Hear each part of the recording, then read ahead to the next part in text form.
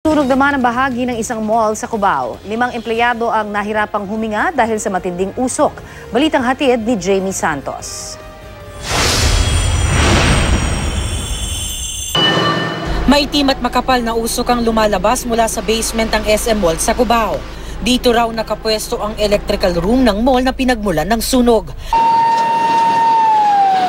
Ilang bombero na ang nagtulong-tulong. Pero yung may mga self-breathing apparatus lang ang pwede makapasok. Matindi raw kasi ang kapal ng usok at amoy nito. Ilang bumbero na po yung nandun na naka-oxygen na. Kaya hindi na humapasok talaga. Wala pa ho sa kalahati yan.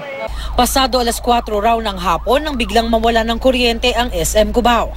Maya-maya, nabalot na ng makapal na usok ang may gawing entrance ng Tuazon Corner Times Square. Kwento ng ilang empleyado, pinalabas na lang daw sila ng mga guard dahil may sunog daw. Nag-brownout lang. Nag-brownout na naman yung ilaw. Tapos hindi pa namin alam tapos pinababa na lang po kami. Halos na puno agad ang kalsada ng mga empleyado. 5 empleyado raw ang nilapatan ng first aid dahil nahirapang huminga. Isang lalaki naman na natrap sa elevator ang na-rescue. Yearly siguro, before issuance ng Fire Safety Inspection Certificate, kailangang ma-audit muna yung electrical system nila para sa ganun na makita natin na wala sa system nila yung nag-iinit. Matatanda ang taong 2010 nang magkaroon din ng sunog sa SM Cubao. Nagmula rin sa Electrical and Engineering Room ng gusali ang sunog. Jamie Santos, GMA News.